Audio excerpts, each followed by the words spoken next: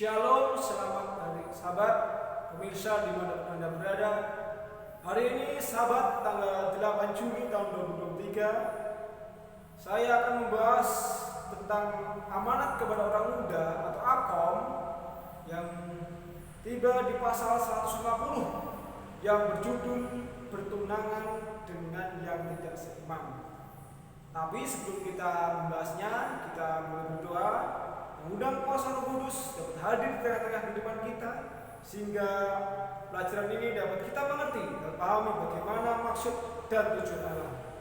Tuhan, kesempatan ini kami berdoa syukur dan terima kasih kepadamu atas segala berkat-Mu, sehingga sahabat ini kami akan membahas tentang firman-Mu melalui amanat kepada orang muda.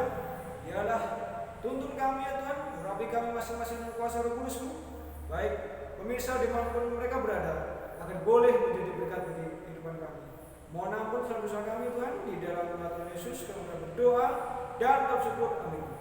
Baiklah, judul pembahasan kita pada amanat kepada orang muda tiba di pasal 150 yang diberi judul bertunangan dengan yang tidak seiman. Gimana pada saat ada seseorang yang sudah tumbuh dewasa dan waktunya untuk menikah, pasti mereka bersiap-siap mempersiapkan untuk memberikan waktu. Apakah mereka siap-siap untuk menikah? Dan akhirnya mereka memutuskan untuk bertunangan. Tetapi apakah satu sama lain mereka sudah seiman atau belum? Itu yang menjadi masalah apabila mereka akan memasuki di dalam kiprah rumah tangga, bertunangan dengan yang tidak seiman. Kita telah mendengar rencana pernikahan Anda dengan seorang yang tidak satu iman dengan Anda, dan kita takut Anda tidak menimbang dengan hati-hati perkara penting ini sebelum kita melangkah lebih jauh yang akan mempengaruhi seluruh kehidupan masa depan. Saya hati-hati menimbang dan dengan berdoa, apakah hubungan baru ini terbukti satu sumber kebahagiaan sejati, atau apakah itu membantu Anda dalam kehidupan Kristiani, atau apakah itu menyenangkan Allah, apakah itu juga dapat menjadi teladan kita aman untuk diikuti orang lain. Jadi sebelum kita melangkah ke jalan yang Tuhan berikan kepada kita harus perlu menimbang, memikirkan apakah yang kita lakukan nanti pas kita melangkah ke depan itu dapat berjalan dengan baik sesuai dengan pikiran kita. Sebelum kita mengulurkan tangan kita untuk menikah, mengambil seseorang untuk menjadikan pasangan kita, baik itu istri kita, suami kita, setiap wanita harus menyelidiki apakah laki-laki yang akan bersatu dengannya itu layak. Apakah track record ke belakangnya atau catatan masa lalu itu baik? Apakah hidupnya itu suci, sopan? Apakah cinta yang dinyatakan itu mulia, tabiatnya agung, atau hanya untuk keinginan emosi? Jadi pada saat seseorang atau wanita itu menikah, mereka harus melihat apakah nanti calon suami saya ini sebelum kita berpasangan latar belakangnya gimana, apakah masa lalunya itu buruk atau perilakunya gimana, sehingga wanita itu perlu berpikir matang-matang sebelum melangkah jauh ke dalam bahtera rumah tangga. Dapatkah ia menemukan damai dan sukacita sejati dalam kasih sayangnya? Apakah ia dibiarkan memelihara kepribadiannya, atau haruskah pertimbangan dan hati nurani diserahkan pada pengendalian calon suaminya? Jadi wanita ini harus bisa mengetahui apakah kehidupannya ini sudah patuh untuk diserahkan kepada suaminya itu. Sebagai murid Kristus, ia bukan miliknya sendiri. Ia telah dibeli dengan tunai. Dapatkah ia menghormati tuntutan juru selamat di atas segalanya? Apakah tubuh dan jiwa, pikiran dan tujuan dapat dipelihara murni dan suci? Semua pertanyaan ini sangat penting untuk kesejahteraan setiap wanita yang akan memasuki hubungan pernikahan dengan pasangan. Jadi, apakah sesuatu jiwa, pikiran, emosi, moral itu sudah sangat matang pada saat wanita itu memasuki dalam bahtera rumah tangga dengan suaminya. Agama diperlukan dalam keluarga. Hanya ini yang dapat menghindarkan kesalahan mengerikan yang sering membuat hidup pernikahan itu baik. Hanya di mana Kristus berdaulat terdapat cinta yang dalam, cinta yang benar dan tidak kikir. Jiwa akan senyap dan dua insan akan menyatu secara harmonis. Para malaikat menjadi tamu di dalam keluarga dan pengawalan suci mereka menguduskan kamar pernikahan itu. Hawa nafsu yang rendah akan dibuang, pemikiran akan ke atas kepada Allah, kepadanya lah kasih sayang hati yang sangat dinaikkan. Jadi bagaimana salah satu fondasi di dalam rumah tangga adalah agama.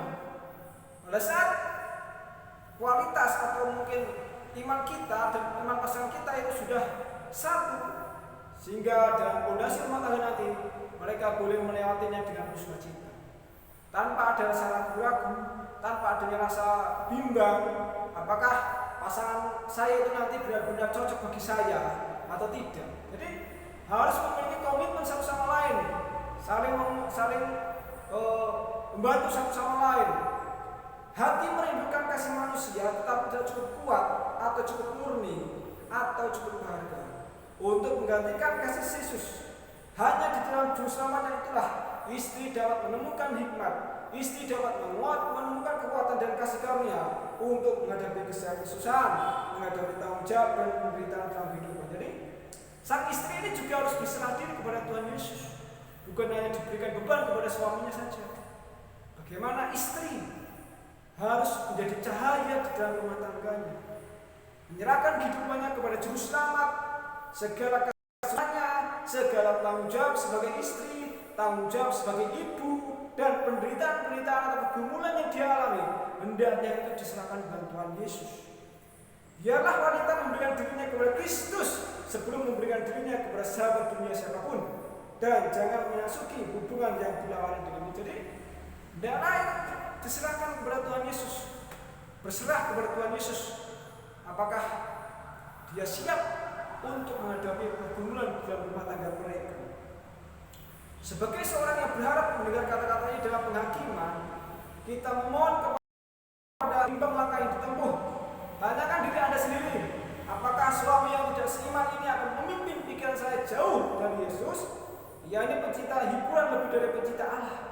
Bukankah ia menuntut saya untuk menikmati perkara-perkara yang disukai? Jalan kepada hidup kekal curam dan berbatu-batu. Janganlah menambah beban untuk melambat kemajuan Anda. Jadi kita harus mendengar atau melihat track record atau masa lalu suami atau istri kita, pasangan kita. Apakah itu membuat kita lebih jauh daripada Tuhan, atau sebaliknya kita lebih taat pada saat kita berhubungan dengan pasangan kita, pasangan istri dan suami kita, sehingga dengan hubungan itulah pertunangannya dibatalkan.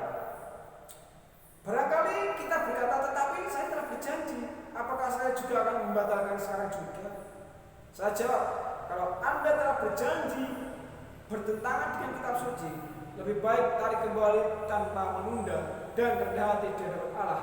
Bertobatlah dari cinta yang bodoh yang menuntut Anda berjanji terburu-buru. Jadi sebelum kita melangkah jauh, jangan sampai pada saat kita masuk dan kita akan menyesal ke kemudian. Sehingga bagaimana di sini kita harus berpikir dengan matang-matang.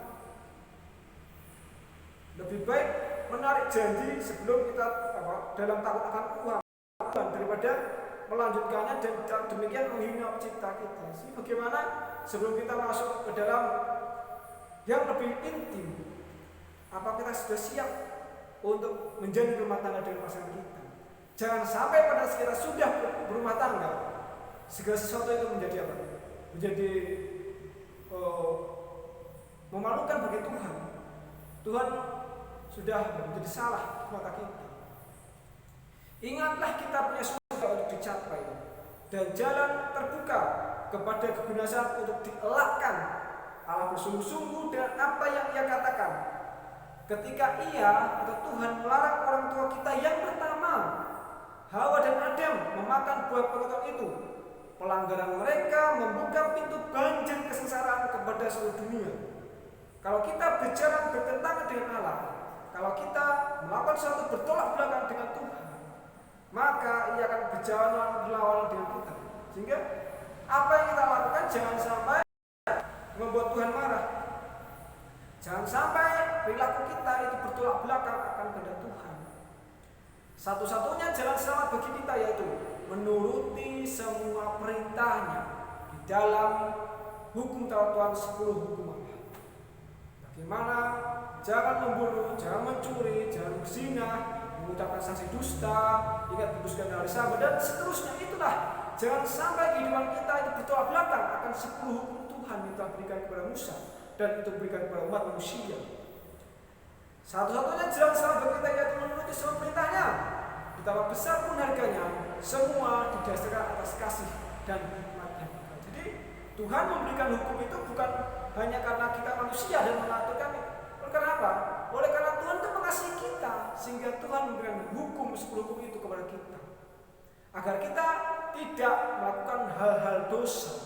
Walaupun 10 hukum Taurat itu tidak menyelamatkan kita, itu hanya menjadi penuntun kita agar kita tidak melakukan lebih banyak dosa. Karena yang menyelamatkan kita adalah darah Yesus di kayu salib.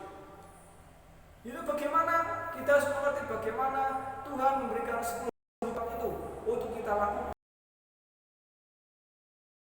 Masyarakat serta perhatian tertinggi para pelajar menuntut agar mereka tidak mencoba memilih pasangan hidup sementara karakter mereka belum kasar dan pertimbangan mereka belum matang, dan pada waktu yang sama mereka jauh dari pengawasan dan bimbingan orang tua. Jadi bagaimana pada saat anak-anak muda sudah tiba matang waktunya untuk memilih pasangan, jangan sampai mereka memilih oleh karena apa?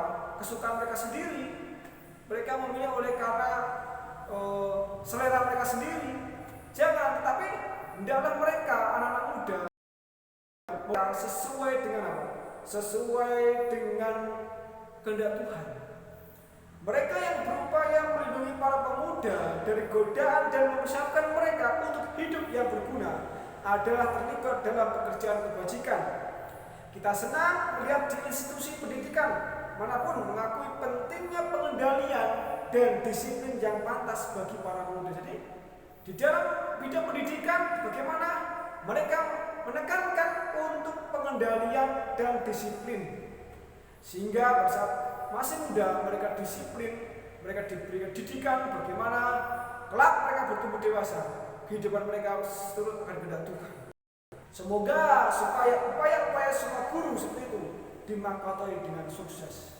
Jadi biarlah firman Tuhan dalam amat kepada orang muda di sini diajarkan bagaimana sebelum kita melangkah jauh ke dalam hal yang lebih matang, yang lebih dewasa, sebelum kita memilih pasangan yang tepat, kita hanya berpikir dulu apakah pasangan itu membuat kita lebih dekat kepada Tuhan atau pasangan itu malah membuat kita jauh kepada Tuhan, sehingga kita boleh mengerti dan harus memohon hikmat kepada Tuhan Yesus.